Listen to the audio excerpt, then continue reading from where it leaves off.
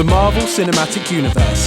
The biggest pop culture movement since the Beatles, $22.5 billion at the box office, and we found the one guy who doesn't have a clue what we're talking about. With two fellow MCU nerds to help guide his hand along the way, one thing is for certain, we're with him until the end of the line. Welcome to Colin Brain versus the MCU. On your left, hello and welcome to your new favourite MCU podcast designed for your ear holes. Phase 2, baby. Shit is about to get real. That's right, Phase 1 is complete. We are 6 films into this endeavour. You guys at home listening to this, you won't know this, but we've actually taken a break for a couple of weeks to sort of get ourselves refreshed, and now we're jumping straight back into the swing of things with Iron Man 3. So as always, before we kick off proceedings, please allow me to introduce my fellow co-hosts. A famous man once said, "We create our own demons." Well, that's not true in all cases, as I just happened to meet this one at university many, many years ago.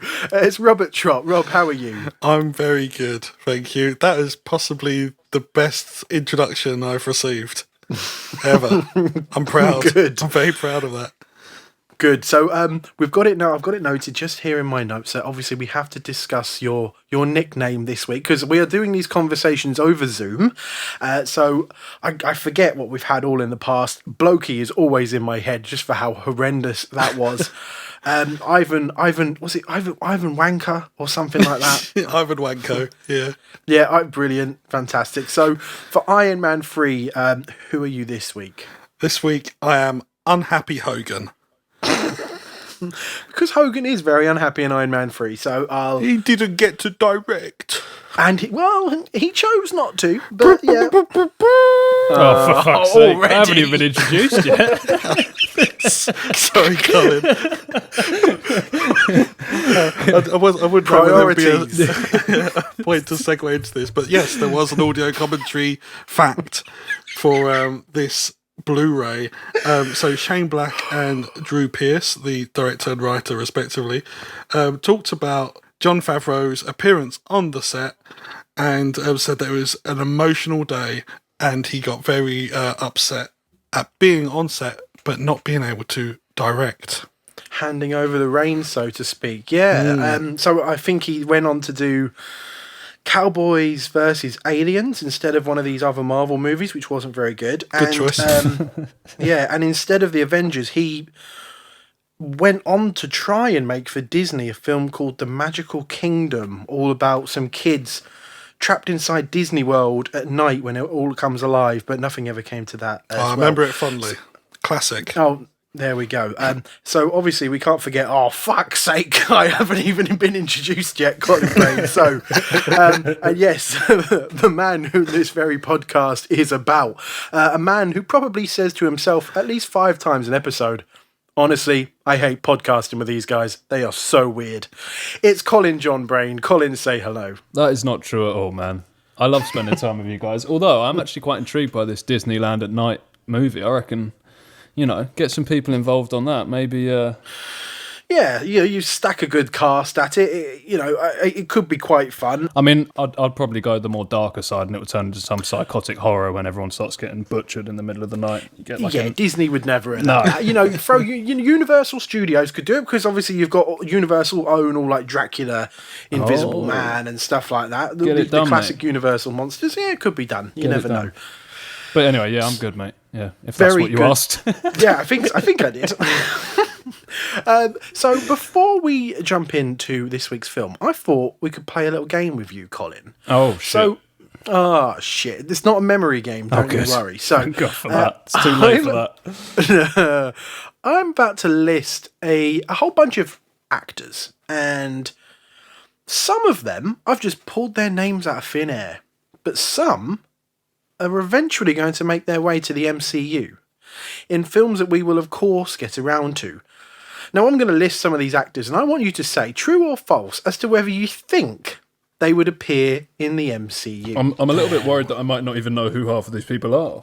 I did think that, so I made sure I went with very big names. Well, I'm excited. I did throw a couple in there, and I thought, He's not going to know who they are. I know some obscure actors, but honestly, anyone that's got big over the last sort of 5 years or so, unless they've been really big, I probably won't know them. But anyway, let's do it, man. Let's do it. I think I got you back on this one. So let's start with Seth Rogen. Is he going to appear in the MCU at any point? Nope. No. Nah, because he's doing like the Boys and Preacher and stuff. That's a different camp, isn't it? Surely to Marvel. I don't think he'd jump in. Nah. Who knows? Paul Rudd. Ant-Man. Oh, he knows. I know. He knows. I can't stay. I don't live under a rock. I mean, I'm quite shocked at the little amount that I know of all of this stuff, but I do still know bits and bobs. Okay. But carry on. Go on. Well done. Christian So actually, Bale. you've just told me now that Ant-Man is part of the MCU, which I hadn't had confirmed. So there we go. Oh, Georgie. Well, Oh, did I? George. Did I? Well, actually, Well, no, yes, it now is. Rob Yes, has. it is, because I said it's in the damn question, isn't it?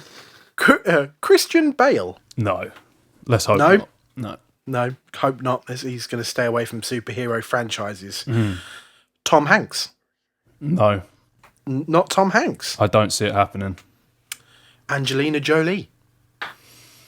No. No. Matt Damon. Nah, surely not. Be cool though. I'd be up for it. Yeah. Keanu Reeves. No. No. You're just throwing these at me, man. Come on. Give me some that are actually in it. Well, Louis Gossett Jr. Yeah, now you've lost me. Sylvester Stallone. No. No. No. Interesting. Well, that's the end of my list. Oh wow. It's an exciting game that Colin will not necessarily know whether he got them right or not. That was nail biting. So basically, in my head, only one of them appears, and surely you would have given me more than one. So I'm now quite intrigued. So I gave you 8. I gave you Seth Rogen, Paul Rudd, Christian Bale, Tom Hanks, Angelina Jolie, Matt Damon, Keanu Reeves, and Sylvester Stallone. You said 1 for Paul Rudd. Yeah. But honestly, I feel like I said, you've given me a load of old school actors that you know that I know the name of, and I just can't see. I mean, maybe. Nah, man, I can't see any of those popping up. But Well, what would you think if I said 5 of them appear in the MCU? No way. Say those to me again. So Seth Rogen, sorry, Seth Rogen, definitely not. There's no chance. Are you okay? But I mean, is there? I know he's a massive comic book nerd, so maybe. But I mean, hold on. But what kind of roles are we talking here? Are we talking big roles or cameos? oh no, just in the MCU. Oh, okay. Well, that changes. They're not getting their own films here. Okay, well, that changes a lot. I would say Sylvester Stallone potentially pops up out of that 8. Okay. Can't see Angelina Jolie popping up. Maybe Seth Rogen as a cameo. I could see that happening now that you've clarified that. So that's 4 plus what's his face. So who were the other ones? Christian Bale. Nah. No. Tom Hanks. Oh, surely not, man. If he does, that would be fucking hilarious. Who else? Matt Damon. Yeah, I don't see that, but I would like that. So maybe. And Keanu Reeves. Yeah, no, he's too busy, man. He's clinging on to fucking John Wick, isn't he? Yeah. It originally was a list of 10. One, because the other one was I was like, does Colin know who they are? And the other one, I just don't know why I took them off. So number 9 was going to be Jeff Goldblum. Oh, I do know him, and I don't think he would appear. Okay, number 10 was Jeff Goldblum. Yeah. Who was number 10? Michael Douglas. Oh, okay. I do know him, and no, I think you've just thrown them in. Well, maybe one of those is then, if you took them out of your top 10. And they're people that you think I might not know, so then there's more chance that they have popped up. Well, we shall see, I guess, over the course of the rest of this podcast. Rob, if you could see one actor or actress in the MCU, who would you want to see? Who would fit in perfectly? Tom Hanks. Nick Frost. Nick Frost? Yeah. Get Nick Frost in it. All right, brilliant. I don't know what you want from me, George. Yes. Okay, so Say a silly name. game. Said the name. Yeah. Why that? What? Yeah, exactly. Really? George looks so disgusted at that. I was expecting some like pedigree and Oscar winner behind there and Nick Frost, but okay, Yeah, sure. He's great. Nick if Frost I'd is said awesome, like Jared Leto or something, you could have gone, oh, get out. The guy's a weirdo. But I didn't. No, very true. Nick Frost, very funny, very charismatic, I guess, and very versatile. So good answer. So far, so good. Skip the compliments. Let's get on with it. So, as always, you relax, boys, as I provide a background to the film to both Colin and to our lovely listeners.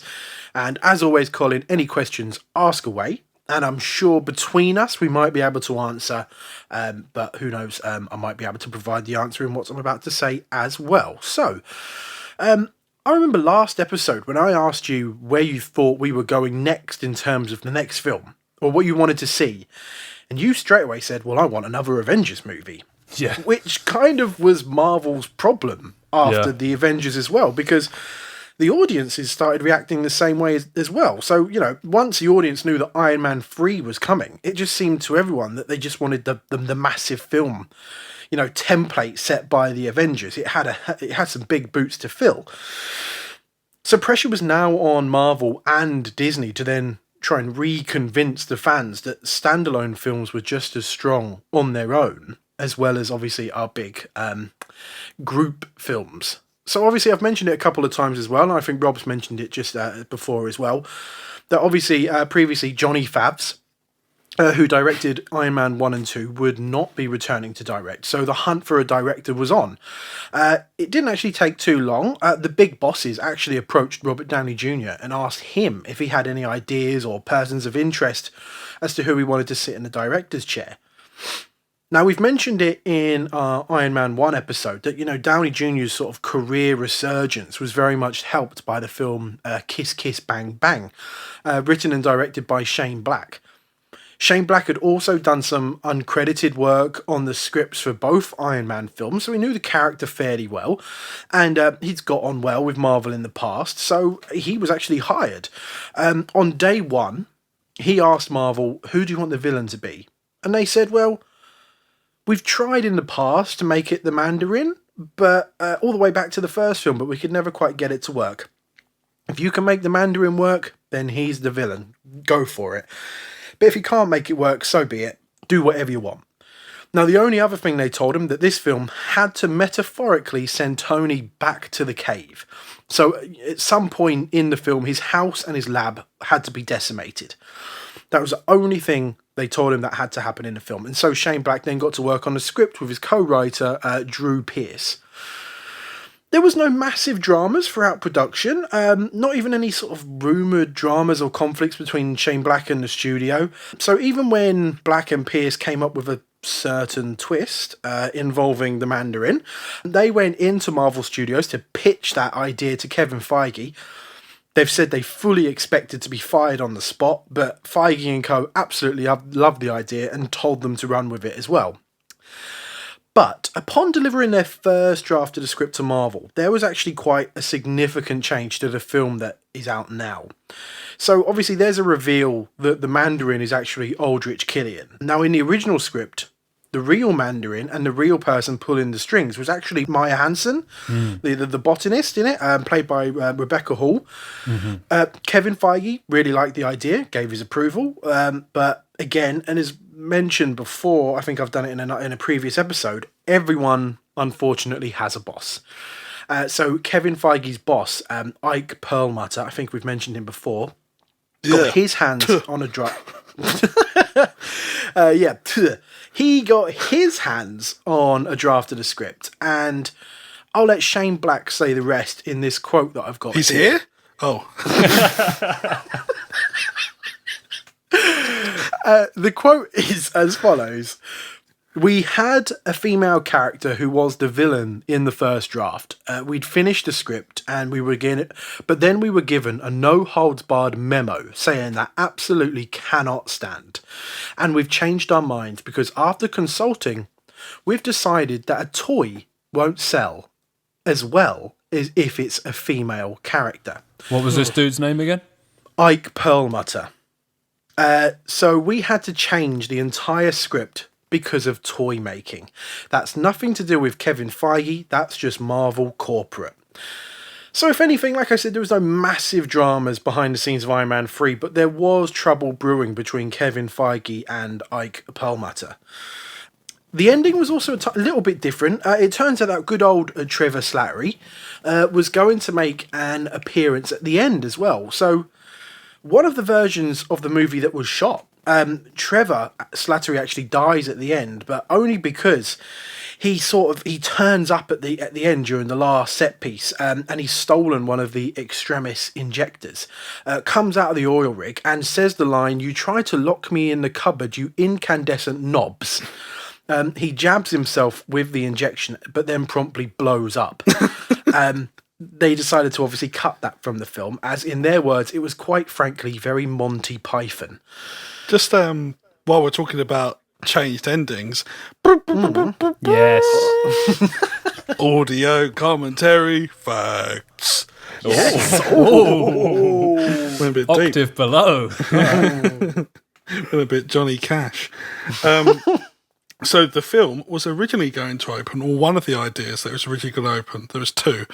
One was going to have Tony in Afghanistan back there, but now minesweeping and trying to clear the the desert from all of his mines and his weapons and unexploded shells. And another idea was going to see a young Tony cheering his mum up after his dad had had a drunken row with her by catching a firefly in his hand and holding it to her as it glowed from within, much like Iron Man's glowing glove. Ooh, that would have been very nice. So, Iron Man 3 was actually released on May 3rd, 2013, and was a massive box office success. So it scored $174.1 million on its opening weekend to land the second biggest opening weekend of all time behind The Avengers. It went on to gross $1.2 billion, making it the second Marvel movie to cross $1 billion, but obviously it certainly wasn't the last. So the experiment worked. Iron Man 3 proved to audiences that Marvel standalone movies could stand against the big team-up films. But after the release, the good news continued as well. So Kevin Feige went to Alan Horn, who was the CEO of Disney. Not just the CEO of Disney Studios, but of actual Disney itself. And said it was either him or Ike Perlmutter. Kevin Feige said he's always made the films with the audience in mind at all times, not being worried about toy sales or how much he wanted to pay for directors, but he wanted to actually pay actors what they're worth, because these films are actually making money now as well. So Alan Horn agreed, and so Kevin Feige was promoted to the head of Marvel Studios. From now on, he had no one to answer to. He was head honcho. So fan reactions to the film, you know what? Very, very mixed, actually.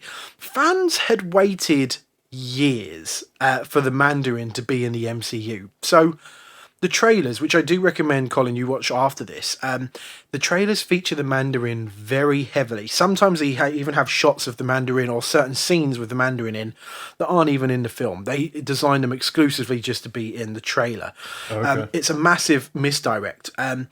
This is, I think Iron Man 3 is actually a very funny film. The trailer gives zero indication of that. So fans went in expecting a really intense, dark film. Okay. So when the twist occurred, fans did turn on the film a little bit. So Colin, our very good friend and fellow MCU nerd Dan, he does not like Iron Man 3 just because of this twist.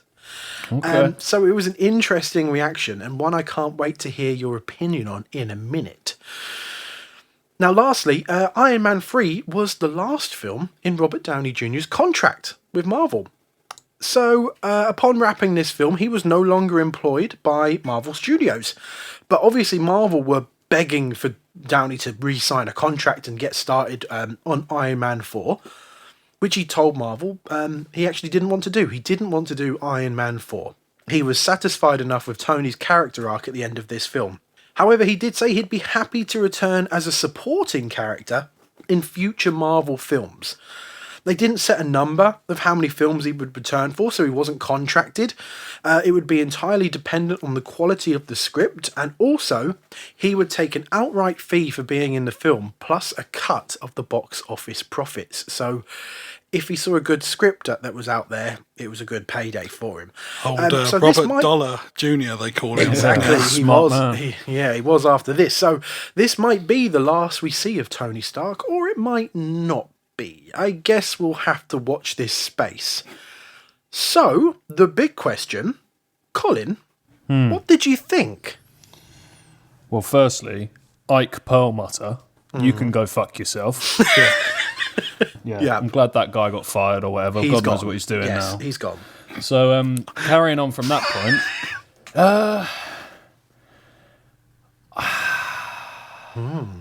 I mean, I don't know what that noise really indicates. Love, I think. I'm getting Love, waves is of, it? waves of passion and enthusiasm.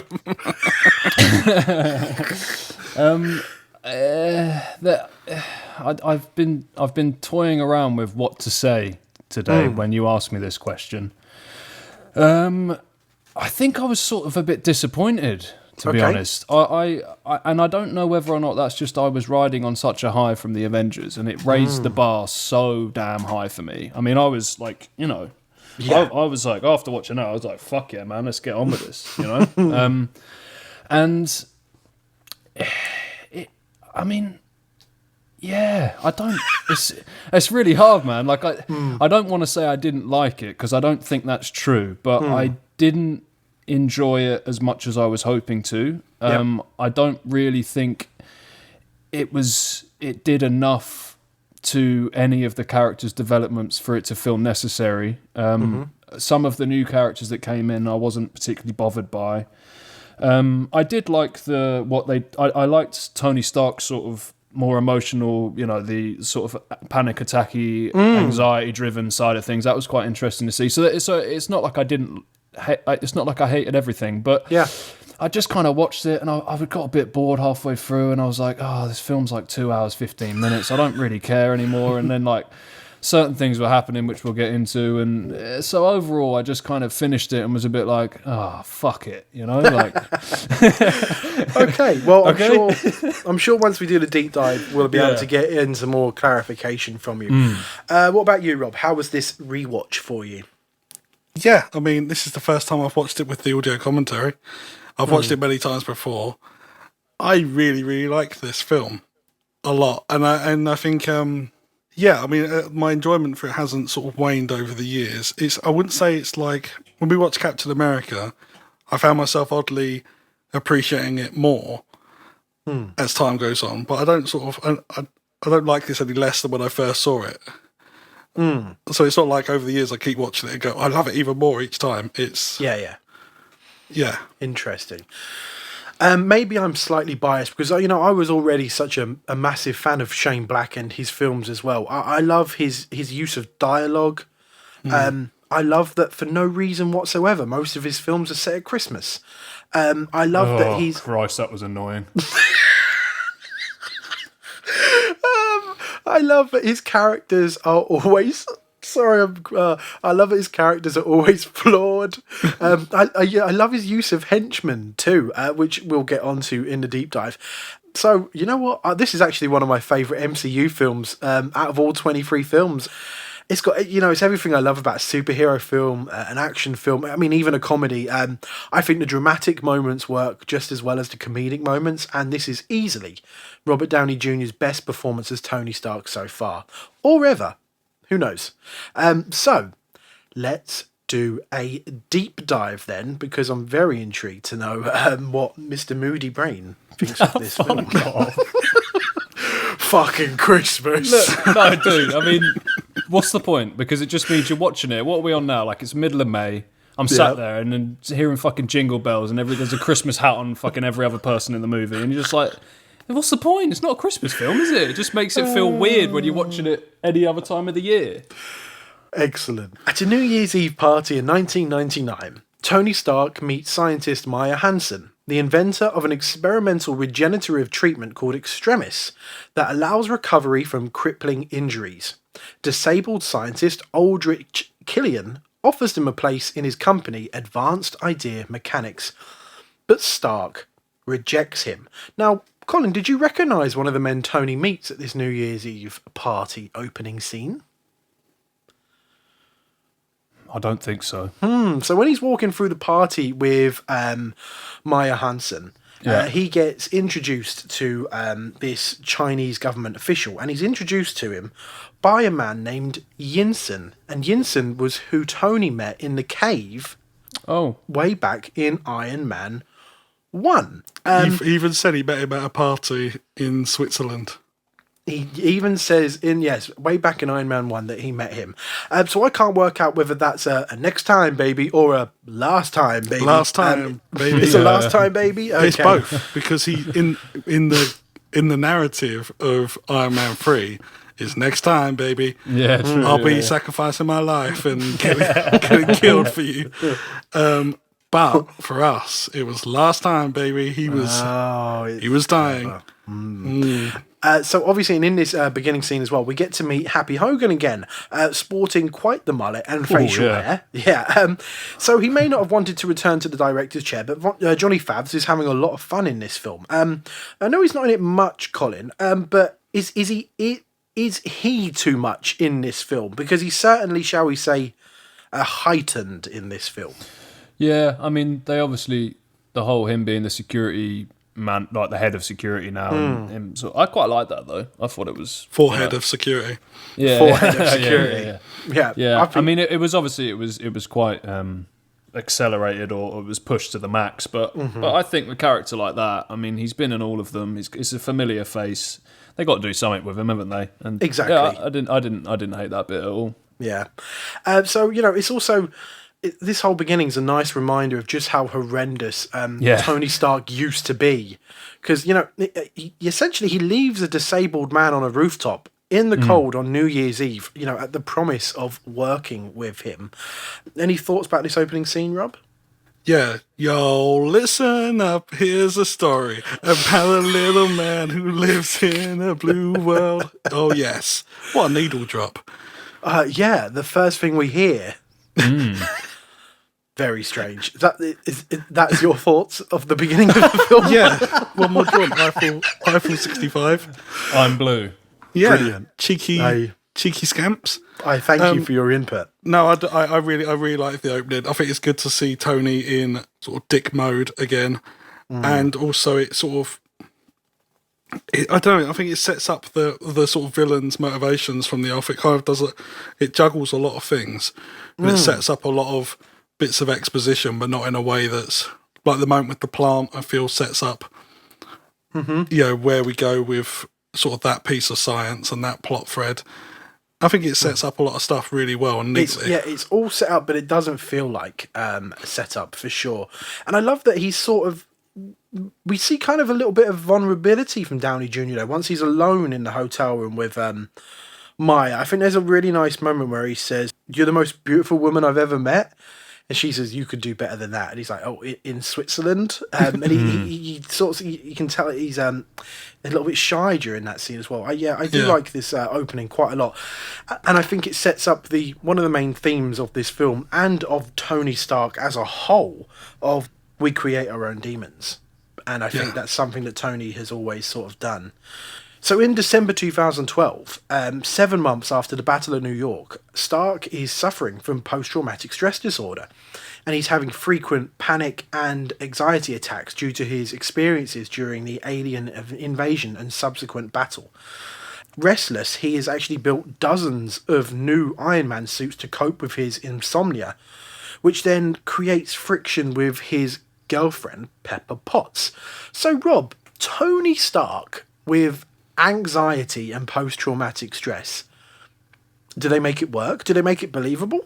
I can't tell you, as someone who's had like anxiety and all stuff like that pretty much my whole life, sitting in the cinema, and sort of my biggest worry about going into this film was that Avengers was going to be forgotten. So like there was no, okay, well, they sorted that. all done and dusted, and to have it keep coming back, and not just sort of once in this film, like, oh, right, we ticked the anxiety box. It's affecting him all the way through. So you got that wonderful scene with the kid from Christmas Story, who's asked him to sign that picture, and he's writing on it like "Help me" in like big letters, and then just what's it? The kid whispers like, "How did you get out of the wormhole?" Like, it's just such a good moment, and he sort of, for Tony to have that reaction, someone who's so cocky and so sure of himself. It was just like if we'd seen the same thing as we saw the last film of him being, the master of any situation, it would have been boring. So to see him in that state is just interesting, I think. And it's one of my favourite moments of the film where he sort of retreats back to the suit that's outside the bar, and he asks Jarvis, "Is it the heart? Is it the brain?" And Jarvis is like, "You're having a severe anxiety attack." And maybe my favourite line of the film is Stark going, "Me?" That is so good. I love that. Colin, you said that all worked for you as well, that sort of aspect. Yeah, I mean, the more and more I watch these films, the thing that I seem to enjoy the most is just character development, and like just a new layer to him and seeing the vulnerability of it. And, I mean, still, I don't really see these films as being overly deep, really, in the sense of like cinema over history. But, if you were in Iron Man's shoes and you had been through all of that shite that you went through in the Avengers, then I mean, it like Rob said, if he had just popped up and just carried on being the same old Tony Stark, it would have been. I mean, maybe some people still would have loved it, but it wouldn't have been particularly realistic. And that situation. I mean, how are you not suffering from PTSD after going through that sort of stuff? So exactly. It was nice. It was nice that they actually bothered to kind of hit that narrative. I completely agree. I don't think it would ring true if he battled thousands of aliens in New York, and also flying into that kind of wormhole, flew into space, essentially dying in space and falling back through a wormhole. You're going to be a little bit damaged by it, shall we say? Yeah, definitely. So, Colin, in this scene as well, we also get to meet Rhodey as well. So nice and early in this film. But how was Rhodey in this film as well? Because I know you kind of liked him in Iron Man 2, if I remember correctly. This is Colonel Rhodes, right? Is that who you're referring to? Rhodey, yes. Sorry. Yeah. I didn't really like him in this, man. All right. I didn't like the whole turning the War Machine suit into the pathetic-looking Captain America version of it. Yeah. And I don't know, man. It's just I actually preferred who was it who played him in the first one? Terrence Howard. Yeah, I think you've got it wrong. I think I quite. Right. Maybe I didn't care for him in that, but then I think Don Cheadle made me realise how much I liked Terrence. Is it because Don Cheadle had that line about two grapes fighting over a seal on a rooftop? Oh Christ, yeah. Maybe that's why he's stuck in the mind. We've got to bring that up whenever we can. God's sake. Yeah, I don't know, man. It's just, like I said, there were only really 2 or 3 points in this movie that I kind of cared about, and a lot of the other stuff I was just sort of like, I just want more Avengers. Oh no! Yeah, I know, and it is. He's one of them. I've probably got a load more movies before the next Avengers as well, haven't I? But I didn't really enjoy. Okay, that's fair. Rhodey. Rob, what about you? I like his little moment in that scene where they're in the restaurant and he's like, I'm not trying to be a dick. And then the kid overhears and he's like, Tater. Oh, I was going to mention that line. Yeah. Well, that's classic Shane Black kind of. Yes. And I think Shane Black's the perfect person to follow up Joss Whedon as a writer because he's got that same kind of. I think he does it better personally, but that kind of wit and quippiness. Yeah. Yeah. So I think he's perfect for it, and that comes across in that scene, I think. Oh, yeah, most definitely. Like I said, I've always loved his scripts. And in terms of Don Cheadle, poor Rhodey will always be second fiddle to Tony Stark. And, in a sense, Don Cheadle will always kind of be second fiddle to Robert Downey Jr. But I think they allow him to have some fun in this film. It does help that, as Rob said, the script is just really good as well. You've got the scene in the bar with lines like that with I don't want to be a dick, Tater, and all of that. It's so good. And I like that they get him really involved in the action set piece towards the end as well, which we'll get into as well.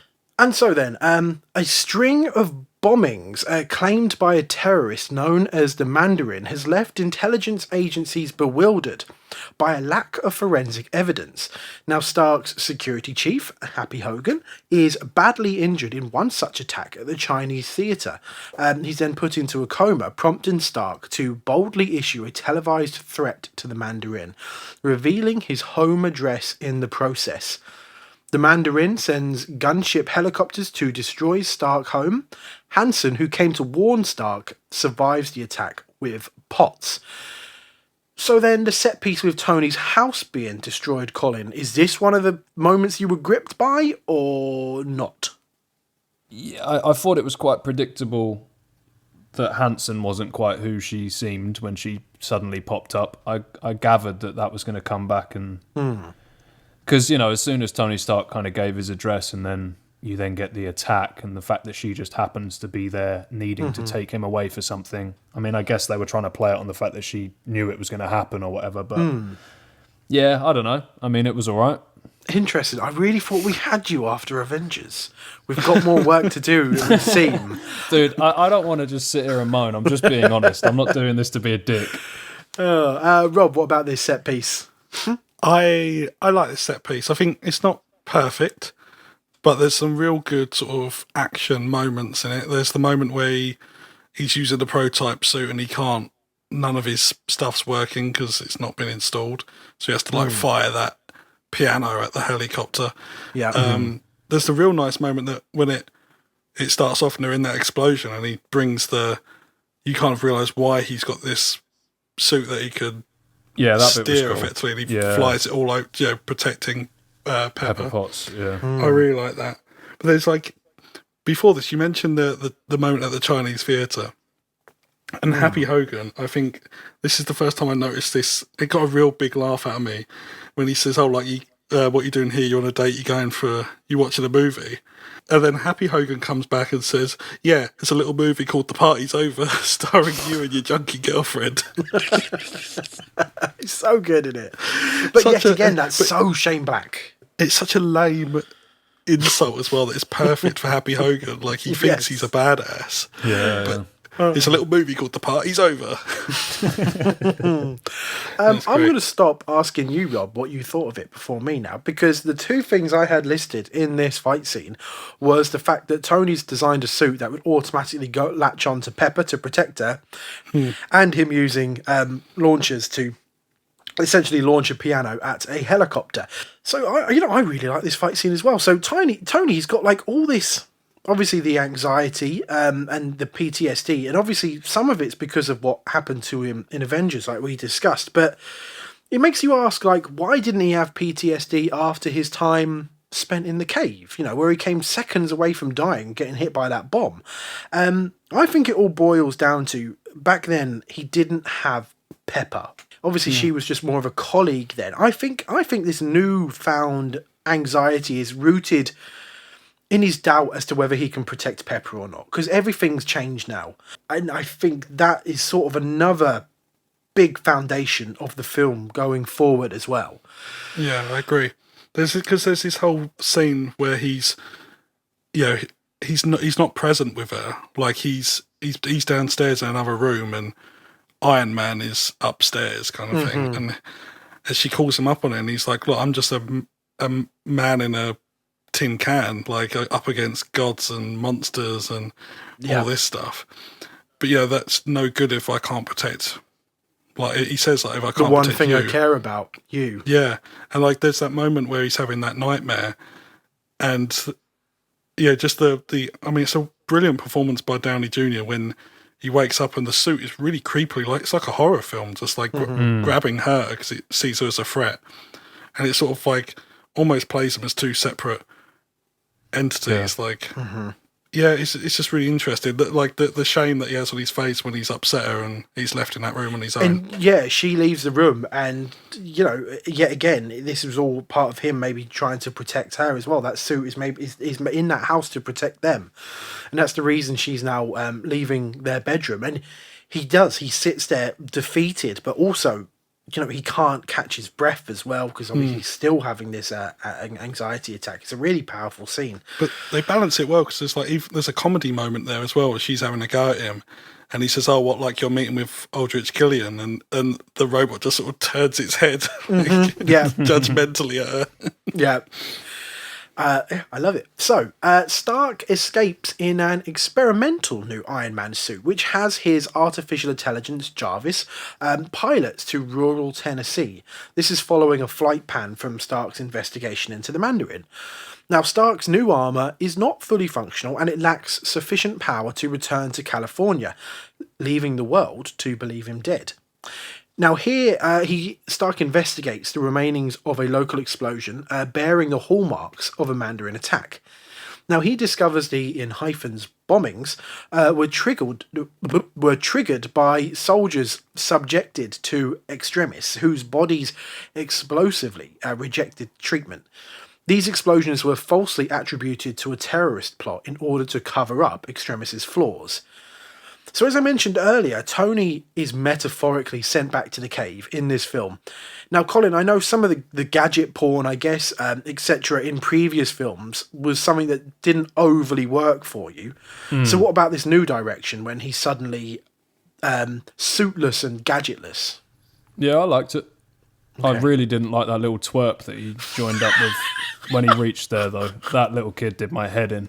God, it is late. This is a new Colin Brain. I love I'm it. sorry, man. Maybe I was just in a really shit mood when I watched this one, but I enjoyed the fact that he had the suit that wasn't, had all the bells and whistles and perfect, so it would get him out of every scenario. And I like the fact that he had to kind of, get stripped of it and then figure out how to get back to Exactly. So you've got the fight scene with the woman in the bar where you put in medals in microwaves and things like this. Yeah, that was cool. It's Tony the scientist, not Tony the superhero. So you didn't even like the little quips between him and the little boy and things like that. I thought you would have got a kick out of that. It's like that kid. How old was that kid meant to be? I don't know, 10 or 12? something? Yeah, I don't know. No 12-year-old talks like that. I mean, come on, man. There's no reality to that at all. This kid was talking like an adult, like he knew everything about the news. He was up to date with all the facts and everything. It's like, you know what I wish they would have done there? I wish that rather than it being that little kid, it was the guy in the back of the van that had to help him out for like 2 minutes. My God. Because that guy, would have been way more realistic if it was like just a massive hardcore fanboy of Iron Man and like his, just a kind of nerd who loves him and all that stuff. I think personally, I think that would have been better than some So is he called 12-year-old. Gary? Yeah. I don't know. I can't remember Tony his name, needs Gary. Gary needs Tony. Yeah. He should have had more time over that. He little shows kid. his tattoo and he's like, "Who's that Hispanic Scott Baio?" Yeah. It's the worst tattoo. Oh yeah. Rob, this back to basics approach, does it rob everything we love about Iron Man? No, I think for me, I like that Tony's main worry is, like he said to Pepper, that he's just a man in a good suit, and it's like this. The plot of the film shows him going from. It takes everything away from all of his, like you said, with the mansion gone. He's his sort of safety net's gone, and the one suit he's got goes to sleep on him, and he's left there with. He has to try and. I think through the course of it, he'll realise that Tony is the reason any of these things exist, and that without it, it's nothing. And I like the scenes with the kid. I get what you mean though. Like there's certain bits that sort of feel like they sort of like some bits seem like he knows more about Tony, and then next minute he's like he sort of doesn't know who he is when he first walks in. It's like, but I don't know that. It's sort of a bit unclear for me. But I got that he asks him who he is. I mean, that kid definitely knows Iron Man. He's gonna know Iron Man. And I think like just for the moment where he's like, "Where are your parents?" He's like, "Mum's left for the diner and Dad's gone to get scratch cards," and I guess he won because that was 6 years ago. Yeah, but even just- that, what 10-year-old's going to say No, that? but then it's all about Tony's response. Yeah, he's like, which happens, Dad leave, no need to be a pussy no, about it. I did like that. There should have been more of him just roasting the little shit. But he does, and there was one He moment. does. I love the bit when he drives off at the end. Oh, when he yeah, goes, we're connected. because we're connected. So, I mean, there was a moment where, with the quips between the kid, that I got a smack round the head from my fiance as well, because he does say a line, because this is her first time watching it as well. He does say a line that I've been saying to her for a couple of years now, and she suddenly realised where I got it from. And it's, so, if she's telling you about her day or something like that, how work went or something like that, I'll always go, there's one question ever since you started, it's just been going around my mind. She goes, what? But like, where's my sandwich? fuck's sake. And suddenly she realised where I got it from, and I got a smack round the head. I think it's a bit different when Tony's talking to a kid. Yeah. It's a bit less misogynistic. Just putting it out there. You're not gaining any fans today, mate. She knows I'm joking. No, don't listen to him, listeners. He's an awful misogynist. Yeah, fuck me. I'm meant to be the miserable bastard. Look at this guy. Hey, she loves me, really. So, God's sake, God, you made me sound awful then. Oh, who's the real villain in all this shit, eh? Mandarin's got nothing on me. I'll be honest, that's a line I've stolen from Taskmaster. There was an outtake where Greg Davies turns and goes, don't listen to him, he's an awful, awful misogynist. I was like throwing it out there. I'm not. But I love this whole new back to basics approach. I think it's just what the MCU needed. I think it's what Tony Stark needed. So think back to that last line in Iron Man 1, at the press conference. I am Iron Man. To me, that's what this film is about. Tony Stark is Iron Man. Even out of the suit, he's Iron Man. The suits are just an extension. They're just of him. So it's a question sort of introduced in the Avengers as well. I think by none other than Steve Rogers, Captain America, and he says, take off the suit. What are you? And I think that's definitely what Shane Black maybe wanted to explore here. So by this point, Colin, we'd had a couple of Mandarin videos. Were you pumped to meet the Mandarin? Were the videos working for you, or were you just getting impatient to finally meet our villain? No. I did enjoy the videos. The only thing that kind of put me off a little bit was that the guy's voice it just reminded me of Jigsaw. Right. They'll never see You'll me never coming. see me coming. Yeah, the voice. It's a The bit voice Kermit, was. that one. I like that. That was. You'll never see me coming. The voice was slightly off-putting, but no, I enjoyed the. I mean, they were a bit on the nose, weren't they? Of sort of. But are they meant to be? Because even Aldrich. Well, they are when you find. When you find out the twist, They even it makes say a it bit more towards the sense. end. There's a line, ever since God started falling out the sky with hammers in their hands, maybe we don't need subtlety anymore. Yeah. But no, I did enjoy that, and I was sort of. I was excited to see where that was going. Yeah. Rob, when you first saw this in the cinema, I'm assuming you saw it in the cinema. Did you fall for it? Like, were you expecting? Yeah, I did. I thought, it's Ben Kingsley. I mean, I love him. Even when he's being hammy and ridiculous, I think he's great. To that point, I was like, I was enjoying him. I was enjoying what he created in Tony, that sort of like revenge of like, right, you made it personal, I'm pissed now. Yeah. And I like that he was able to do that. I love that side of Tony, for sure. So Stark witnesses extremis firsthand when Mandarin agents Savin and Brandt attack him. Stark kills Brandt and incapacitates Savin. Meanwhile, Killian resurfaces and kidnaps Pepper Potts with assistance from Maya Hansen. American intelligence agencies continue to search for the Mandarin's location with James Rhodes, the former War Machine, now rebranded as Iron Patriot, Jesus Christ. lured into a trap to steal his Iron Man-like armour. So let's maybe discuss a little bit of Guy Pearce then. Rob, how is Guy Pearce as Aldrich Killian in Iron Man 3? I mean, I like him. He's a slime. Something that I learnt from the audio commentary, facts. Oh, even lower. Next one, higher. I'll try. But yeah, Drew Pearce describes Guy Pearce as someone who's got the looks of a leading man, but they've got the abilities and the interests of a sort of character actor who loves playing creeps and weirdos and eccentrics. And I think that is definitely true here. There's like so many moments like when he stood inside his brain with Pepper, and he's got like a charm about him, but he's also He's complete slime ball at the same time. I completely and it's different to how like Justin Hammer was. This is like something a bit more, I don't know, seedy and creepy. But there's this great moment. I know you enjoy this too, because we've talked about this little performance choice he has. But when he has Pepper like held against the wall and she's like yelling at him, he's completely calm and just goes, Pepper, Pepper, Pepper. It's such a little moment, but I love it. It's so good, that little moment. So, small little plug here. Me and Rob have another podcast called Pilot Season. And in an episode, we review an episode of TV called Mayor of Easttown, which Guy Pearce is in, and I'm pretty sure Rob referred to Guy Pearce as having ferret-like features. Poor Guy Pearce. Ferrets are beautiful animals. So. Oh, don't listen to him. He's a horrible misogynist. Colin, what about you? Does the character work for you?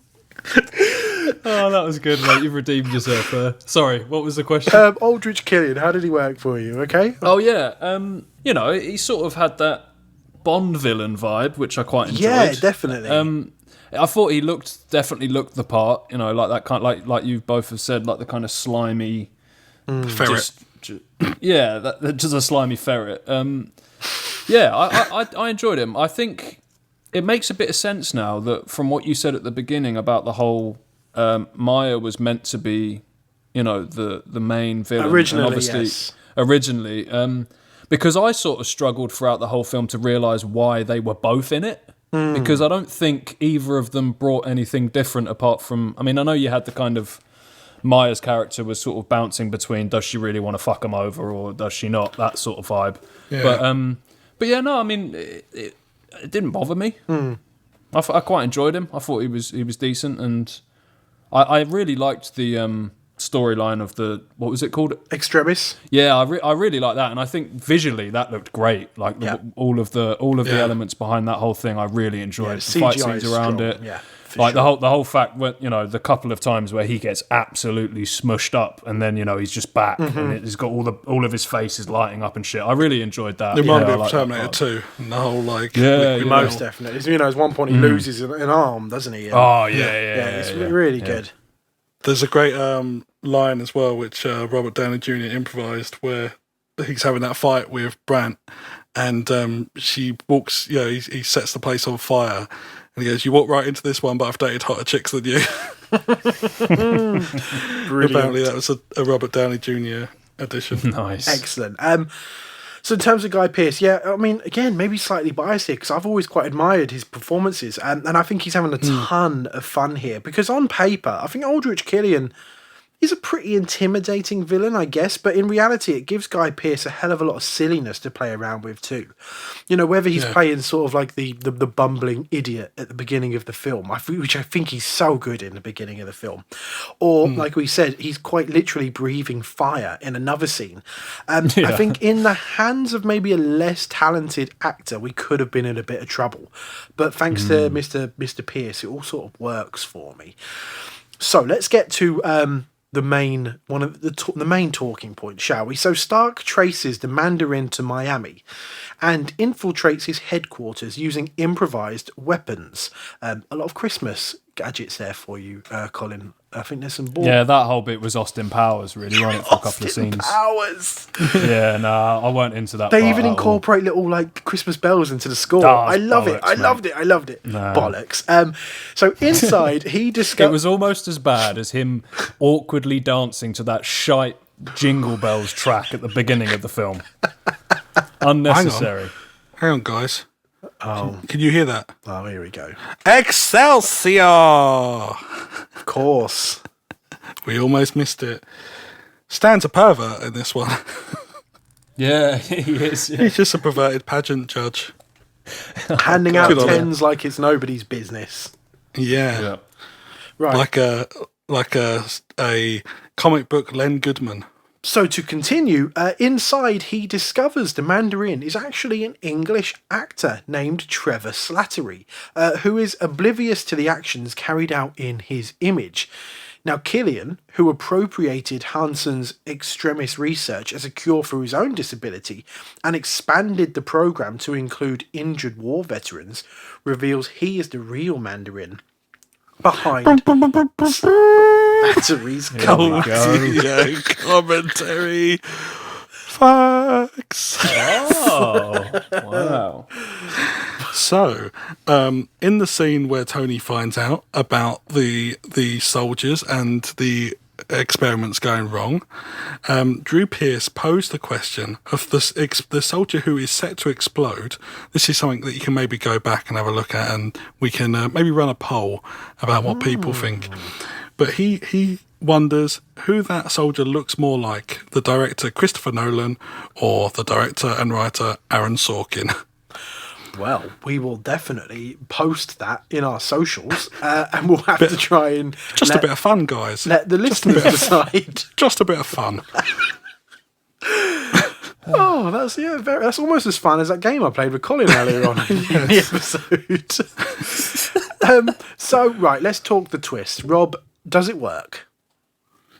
Well, yeah, because the thing I would always come back to, because it wasn't until I left the cinema, and I thought to myself, right, so you could hear people were annoyed by it. Oh, As you were leaving the cinema, people were, oh, that was stupid. But then I thought to myself, how old was Ben Kingsley when they made this, and what version of the film did they want to see? Did they want to see an aging Ben Kingsley with a handgun, because that's all he's been shown to use previously, sort of shooting at Tony Stark, or have Ben Kingsley, Gandhi, breathing fire at people and doing all the CGI stuff that Guy Pearce does at the end? Like, no one, they think they wanted that, but no one wants that. Like, this is the better option of the two. So well put, yeah. I like that a lot.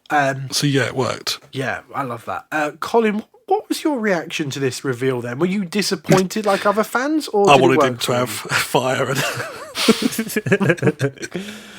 I mean, I think I was still vomiting over the Austin Powers scene from a couple of minutes before, but no, I'm just messing about. I quite like the twist. Cool. Yeah, I like the twist, although I wasn't really too into the actual character, Trevor Slattery. It was a bit kind of cheesy and over the top comedy wise for me, but the twist itself, I liked. The Mandarin sequences that you were seeing up until that point, they seemed so on the nose that it was kind of a little bit like, it felt like an American writing what that would be, and to me, I was kind of like, is this just a bit insulting? Like, if it turned out to be the Mandarin was, you know what I mean? Yeah. So the fact that he wasn't, it was actually like, oh, okay, that's pretty good. I like that. But yeah, as I say, the Trevor character was just a little bit over the top for me. Yeah, he definitely is. He suddenly becomes more of a comic effort into the film. Like a lovey, isn't he? Like a theatre lovey.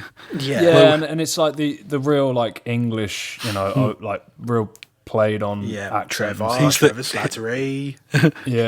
Where's the Mandarin? He's here. He's not here, but he's here. Yeah. I like was the Guy Pearce. Yeah, the fact that Drew Pearce, the writer, is British, and he manages to get in a lot of these little moments. Like, I hear his King Lear was the toast of Croydon. Yes. Just to hear the word Croydon. Get a shout out in the MCU. Yeah, that did give me a little smile. Yeah, as the whole twist works for me. I mean, was it a big sort of divide then between fans when massive? I think it still is. Yeah. Still really? is Okay. very, Because to be fair, like, contentious. I wasn't.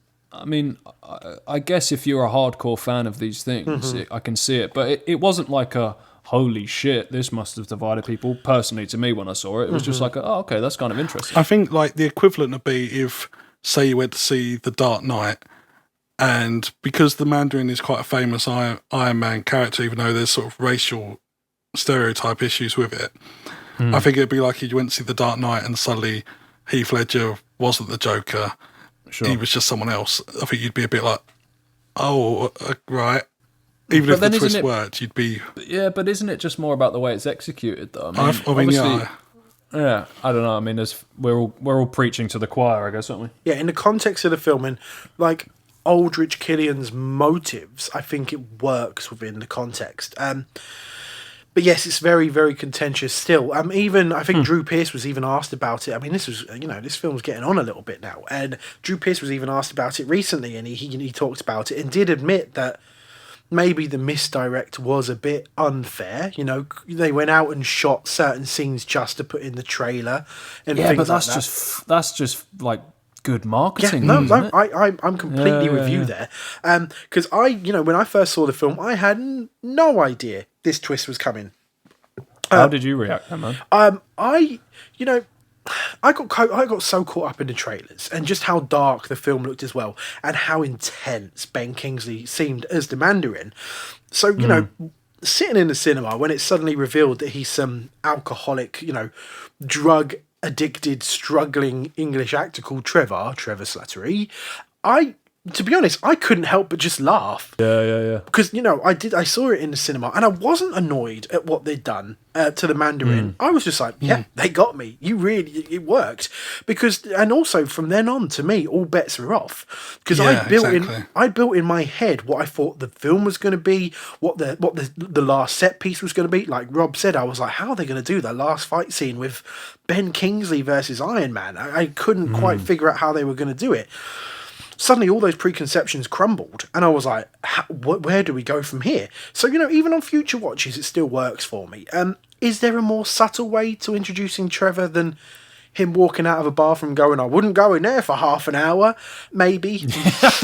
Sure. Yeah, I mean, that's just... But, It's the equivalent of a boner joke, isn't it, really? It really- yeah. It really... I mean, I know I've said it a couple of times more for comedic value, but it kind of carried on the Austin Powers vibes, to be honest. I'll give you that, actually. I've disagreed with every single time you've mentioned it, but that is very Austin Powers. He was a stone's throw from Yeah, baby. Yeah. Yeah, exactly. But, the exactly. one thing about Trevor is that he's far from subtle. So maybe... But could they have not done it as like he was being held as like in his own way, as he was being forced to do it because Guy Pearce's character had something on him or whatever? Like you could have kept this. That's the one issue I had with this film was it felt like every time it was getting to a really serious area, there'd be like a fart joke or a boner joke or the equivalent of that would just completely splat it all the way back down to just like they do like to end scenes in this film with a big laugh. Yes, and I'm not really into that, and that's just a personal preference to me, and I think that's where and that's been a bit of a thread throughout some of the earlier ones we've watched as well. It's just everyone has a different taste of humour, and maybe the more mainstream approach is that. But for me, I just prefer more serious stuff. Yeah, well, we do have, I'd say, a couple of films coming up in the MCU when they decide to get a bit more experimental that I would say are flat out comedies. So it's going to be really interesting.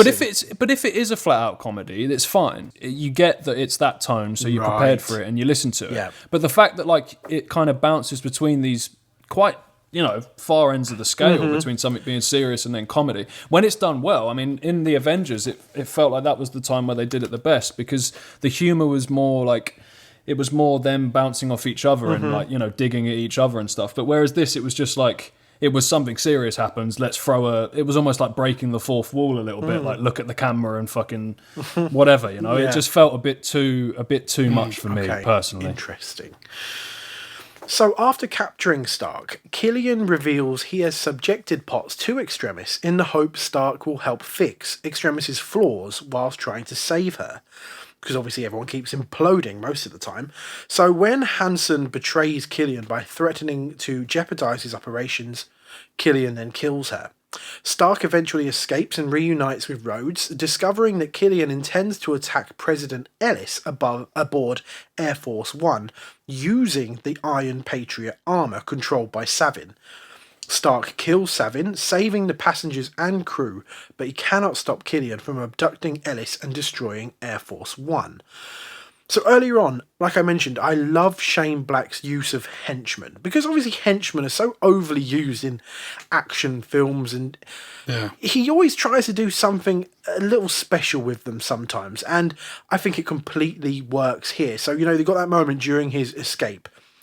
Stark is just about to fire one of his blasters at a henchman, but just before he stops him and says the line, "Honestly, I don't even like working here. They are so weird." And that completely works for me. It's one of my favourite parts of the film. And Tony just sort of waves him off. I think it's... Yes. Audio commentary. Whoa. Vibrato. Absolutely glorious. So if you want to do any producing with me, Colin, I'm... Yeah, mate. Yeah, you come over. I'll keep the mic set up, mate. Brilliant. Yes, so that guy, honestly, those guys are so weird, bloke, is Robert Downey Jr.'s martial arts trainer and sort of fitness guy. He did sort of have one of those wanky ponytails, didn't he? That sort of you find sort of martial art dojo. Yeah, so he's the guy that's sort of been training Robert Downey Jr. in his personal life, and he managed to sort of get him a little part in the film. Excellent. So then let's talk about the set piece with Tony rescuing all the people from Air Force One, because most of that is actually practical effects. So they are real stunt people falling down to the ground with some just as insane camera operators following them. I think it's one of the most visually stunning set pieces in the MCU. I think you can barely, see the strings, so to speak. How did this sequence work for you boys? I mean, I really like it. Just the whole sort of like monkey in a barrel idea, and sort of Tony thinking on his feet, like he hasn't got a suit that could catch them all. He's got to, like, again, use his ingenuity. And like you said, it's just visually interesting, and then the payoff at the end works for me. Yeah. The sort of, the reveal, I guess. He wasn't in the suit. So, but like we said again, it ends it on that laugh with the suit flying straight into a lorry, and it turns out Tony was never there. But it ends on maybe a laugh, like a silly laugh, like Colin says. But it's also quite a nice little misdirect. I really liked it. You liked that bit? Yeah, I did. Because it got me. One bit that we just skipped over briefly. Did anyone give a shit that Mayer character got killed? It's very throwaway, isn't it? And I think the rewrites sort of... There were a lot of rewrites in this that sort of lessened her, which kind of leads me nicely into a wow, yes. We're on fire. Audio commentary facts. Nice. Radio 2 are going to come calling. Yeah, mate. I know. I've lost the fact. I found it. So there's a moment earlier in the film where Maya and Pepper are sat on a bed and they're talking about why she's interested in science, and they talk about the creation of the A-bomb and the moral implications of that, and how creating something scientifically brilliant can also be dangerous and that kind of thing. Apparently they had to really fight for this scene to remain in the film, because they wanted it to stay in because it's a good example of passing what me and George spoke about on our podcast a few times, the Bechdel test, which is to have two women in a film share a scene in which they do not talk about the lead man, or in fact really any man, and it's just two women talking about what they do and having a nice bit of dialogue. So I'm glad that they fought for that to be in. It wasn't all about, oh, so you've dated Tony before and I'm dating Tony. What's Tony like? It was just a conversation. But yeah, I found it interesting that managed to stay in, but it implies that a lot of other Maya-related stuff. Yeah, when Rebecca Hall signed on for the film, she actually signed on to be the villain. She was going to. She thought she was going to play the Mandarin, and then obviously it kind of changed.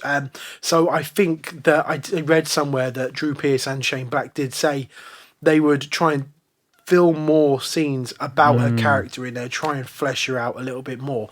And that scene is a really, really nice scene. But yes, I completely agree. Once that bullet is in her head, that's it. Like, that's it. I don't think we even get like a little... There's nothing. Like a nice little payoff to it, really. It's I mean, I like the moment before she is shot where Tony's talking about the fact that she's, what she's doing. And he says, well, now I go to the woman I sleep next to still has a soul. I thought that was a real nice line. But then again, we kind of skated over because how impressive the plane set piece is. But I really love the set piece that comes before it, where Tony's on the bed and he's got the one hand and one alternate hand and boot, and he's sort of flipping around the room and sort of just the physics of that whole set. And it's got more of those sort of weird henchmen. Yep. And he's like, oh, how far is it from here to here? And he knows the maths. He goes, oh, I'm good with this. Yeah, I'm good with this. Yeah, it's really odd. Yeah, what was that? I love all those but then again, now Colin said it, that's a little Austin Powers doing a meta look at henchmen. If you remember from Austin Powers 1, we spent a good 5 minutes cutting away to a henchman's friends and family when they find out that they've been shot. Kind of reminds me of that. Yeah, okay, I can see that. So, they trace Killian to an impounded damaged oil tanker where Killian intends to kill President Ellis on live television. The vice president will become a puppet leader following Killian's orders in exchange for Extremis to cure his young daughter's disability. Now, on the platform, Stark works to save Potts as Rhodes goes after the president.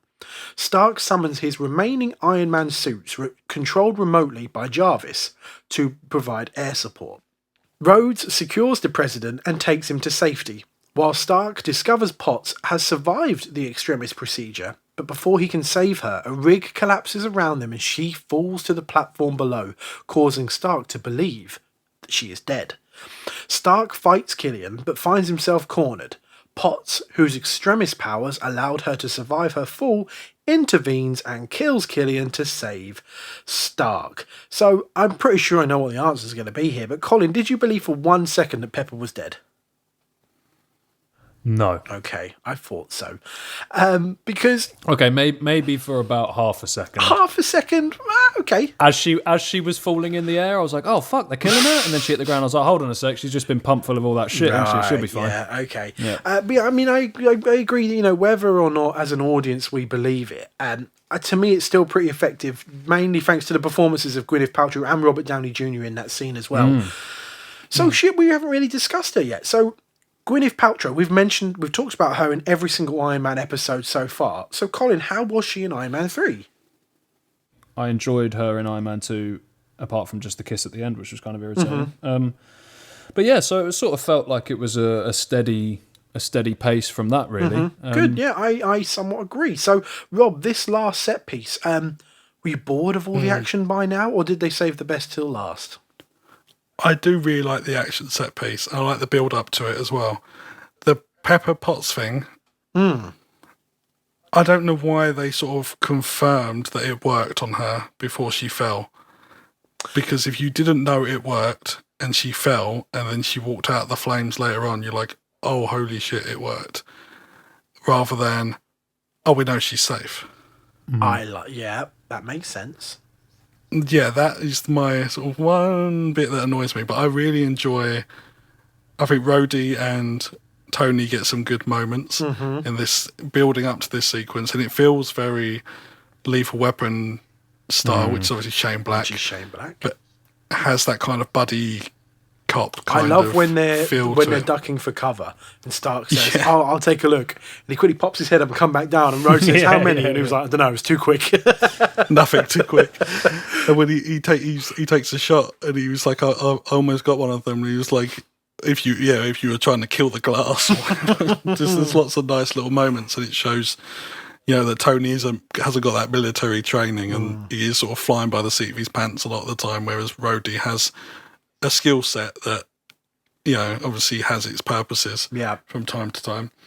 I mean I liked all the suits coming and sort of the jumping between suit to suit and Rhodey not being given one. I love that.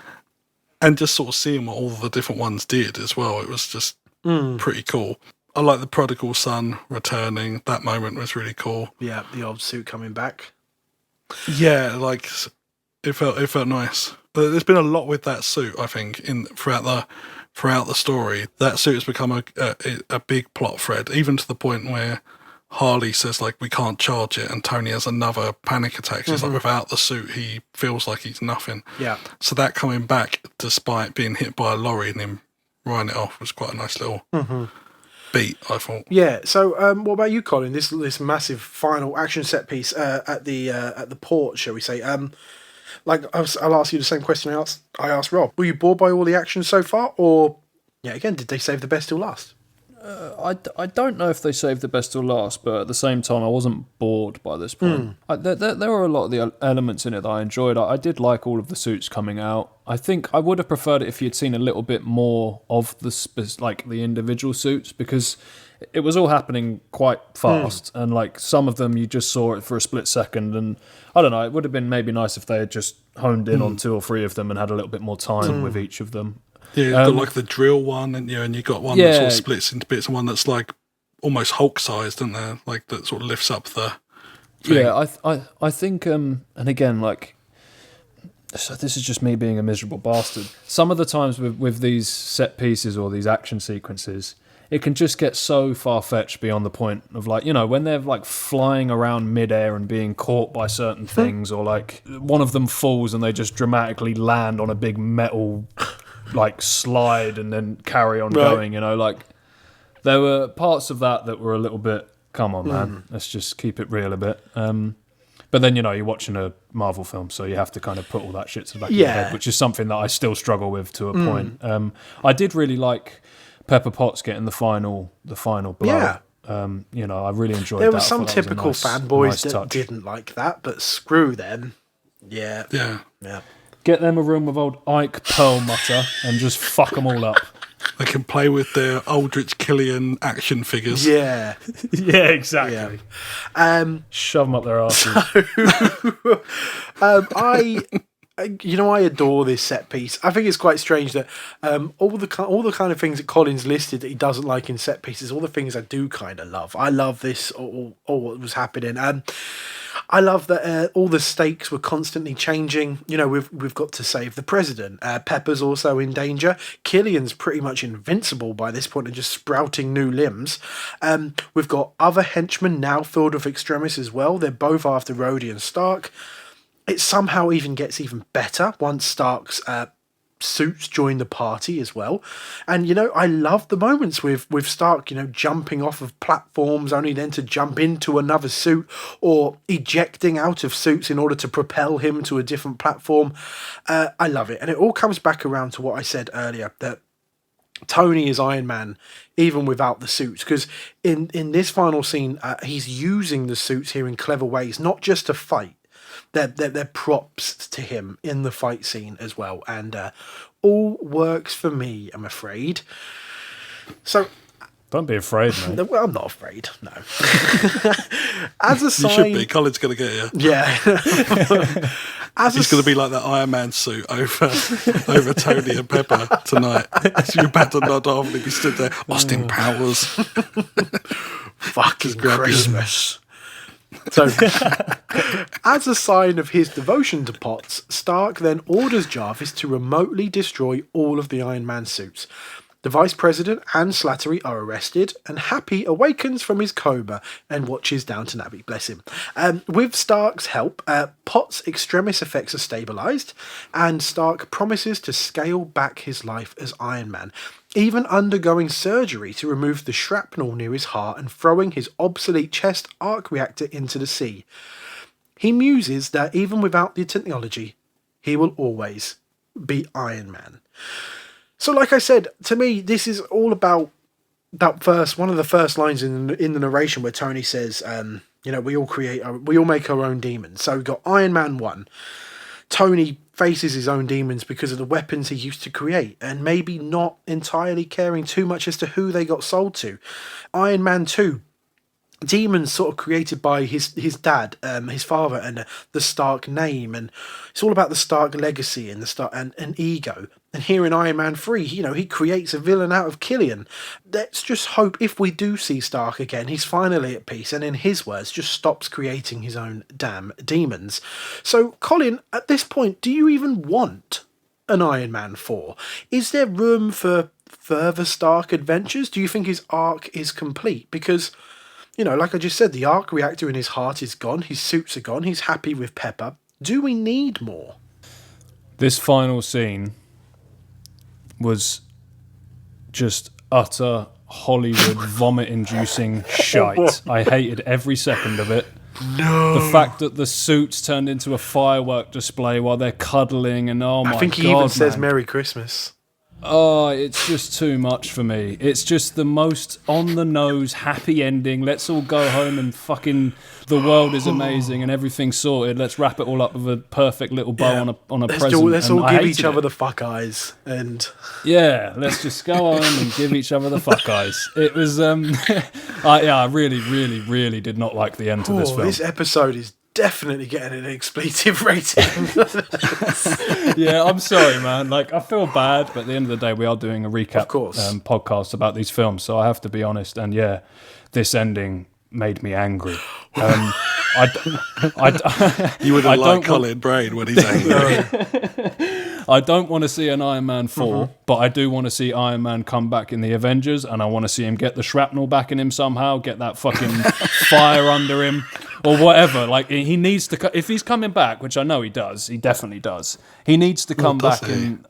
I don't want him to come back and be this fucking, I've got Pepper's at home making me dinner, I've got to be home at 5, all that kind of shit, like everyday bullshit. I want him to come back and be Iron Man, you know? So if this was the end and Iron Man never came back, then it's horrific. Horrific. So, Rob, a bit about Stark's arc as a whole over the whole Iron Man trilogy, and Avengers. Did they do the character justice? Does the arc as a whole work? Yeah, I think... I found something out today, in fact, from the... audio commentary facts. I don't know what for that one. Wow. Oh, I'm sorry. I'm sorry to everyone who has that in their headphones right now. No one is going to... Like, as Colin said, many a person has just pooed on the train. Yeah, we need like a nappy advisory at the beginning of this one. The original end line for this film was going to be, I am Tony Stark. Oh, okay. No, okay. It's nice, but is it as good as I Am Iron Man? Colin? I think him accepting that Tony Stark is what makes Iron Man, it still works, but I kind of think that, they serve the same purpose. He's saying, I, Tony Stark, am Iron Man. Oh, yeah. That still works, but I quite like the idea of him putting himself completely ahead of the suits and being like, I'm Tony Stark.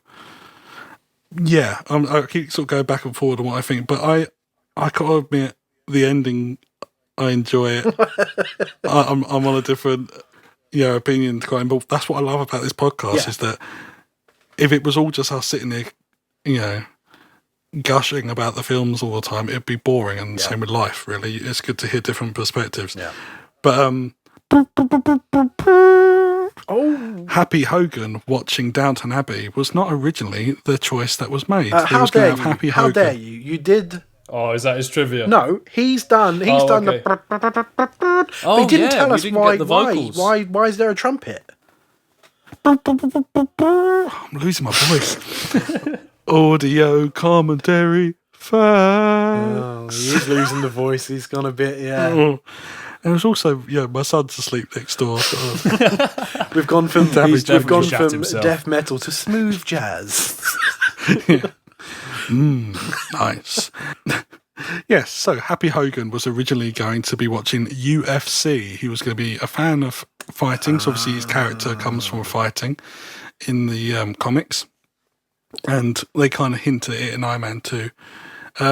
But it was actually old Johnny Favs that suggested Downton Abbey because he's a massive fan of the show. It would have been a bit on the nose as well because he played a character in Friends. In Friends, right? Yeah, we mentioned that. Yeah. I like the Downton thing. I think it works. Yeah, and I like that It's Tony Stark when Happy first gets put in hospital. It's Stark sitting there next to him, telling the nurse he likes Downton Abbey. What is Because of the elegance, He thinks it's yeah. elegant. I love that. It's really nice. So let's get on to ratings. I guess this one's going to scare me. So as always, check the episode. What did you think, though, mate? What did you think to the end sort of scene? Works for me. I absolutely love the bit where he blows up all the suits and they look like fireworks. I think it's a beautiful shot. And there's a little bit of Christmas music in the background. All works for me. I think it's. I think I'm just a miserable bastard. Yeah, maybe.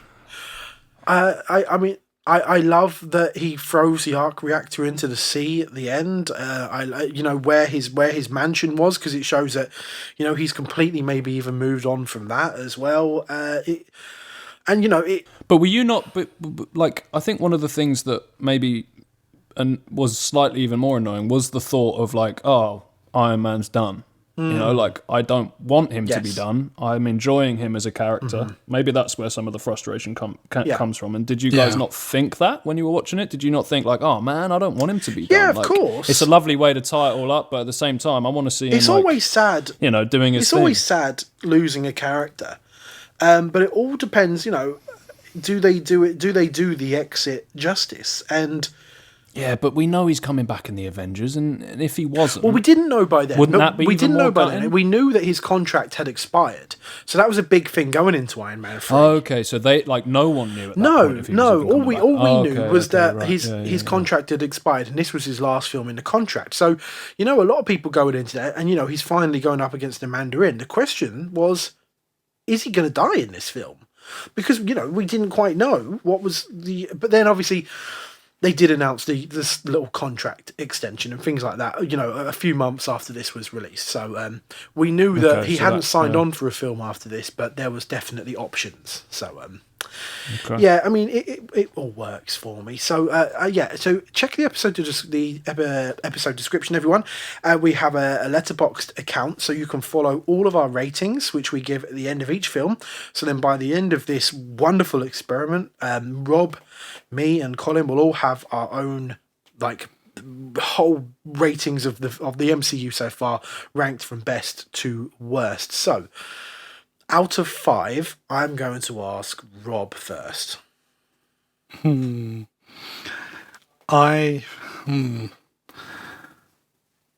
think I'm going to go with. I think I'm going to go with 4. No, actually, no, I'll go with what I wrote down. I wrote down 4.5 because I think it's equally as good as the Avengers for me. But there was elements of it that I felt a bit convoluted and sort of a bit muddled with execution sometimes. And I also don't think a lot of the elements I really like in terms of delving into the anxiety and things, they wouldn't exist without Avengers. So I can't give it more than Avengers, personally. Cool. Colin Brain. Out of 5. 2.5. It's so blunt. I love it. Excellent. So disappointed then. Yeah, disappointed. Okay, no, I'll take it. When we also don't be afraid, I'm quite afraid now, because to me, it's my first 5 out of 5 for. Wow, you're fucking kidding me. It is. No way is this better than the Avengers. Come on, man. Well, this is weird. To me, the Avengers is more rewatchable.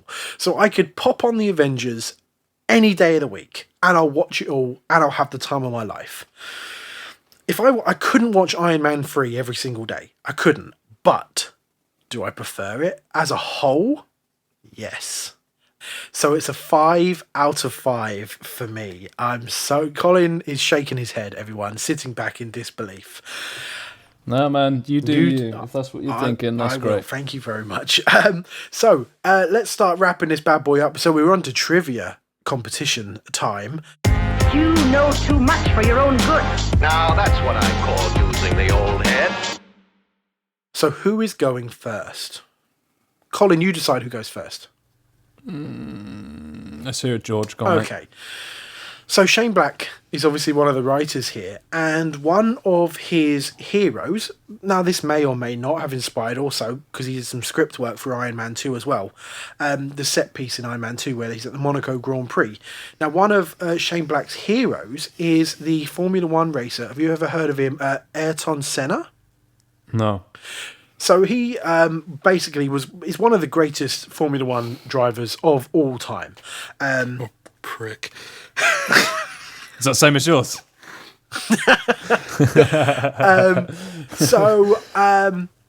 As a bit of a tribute, and what he did, he actually unfortunately died during one of his races as well in Formula One.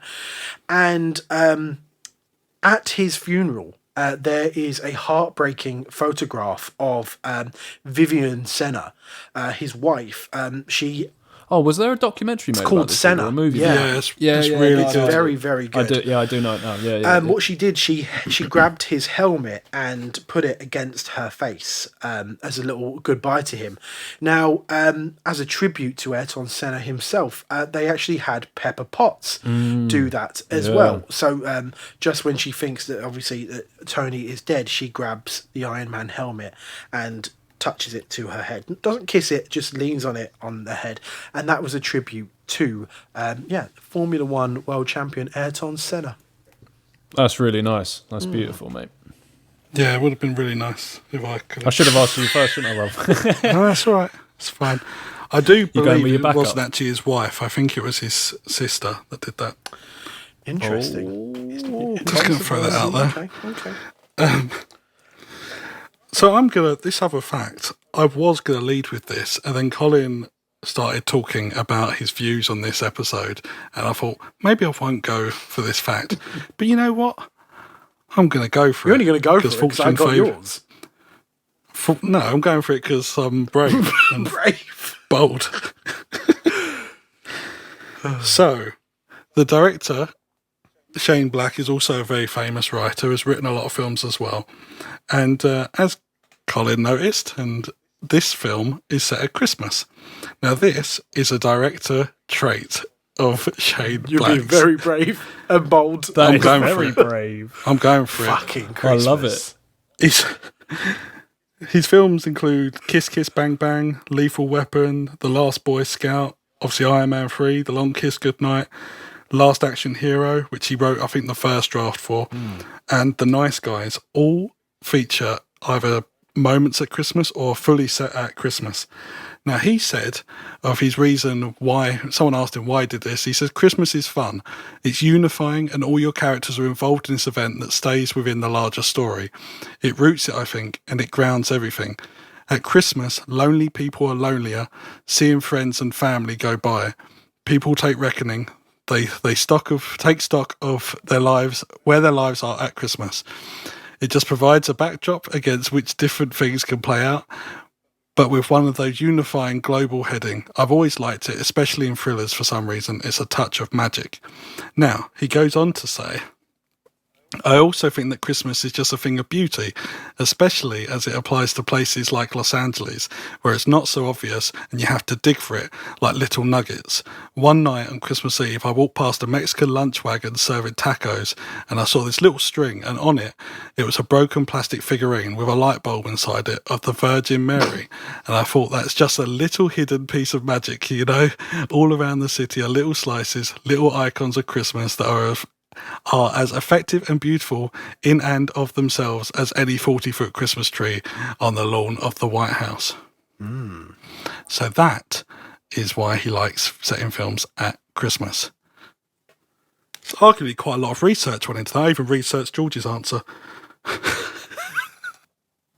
I'd just like to say one last thing. During a little break we took there, did a little Google. Vivian Senna, definitely his sister. Let's throw it out there. Oh, that Doesn't changes change a everything. thing. It doesn't change Well, it anything. does. You won't marry your sister, do you? Well, still. Well, have you ever been to North? Changes that story quite a lot. It's I even feel. sadder, if anything. It's a very beautiful story. She's probably I told mean, right. I don't like Shane's reasoning for the Christmas thing. I lived in Southeast Asia for 2.5 years, and Christmas it's not Christmas the same way that we think it is over here. So I don't think that runs true. But I get what he's saying, but it's not. I don't agree with it, and George gets the point. It's as simple as that.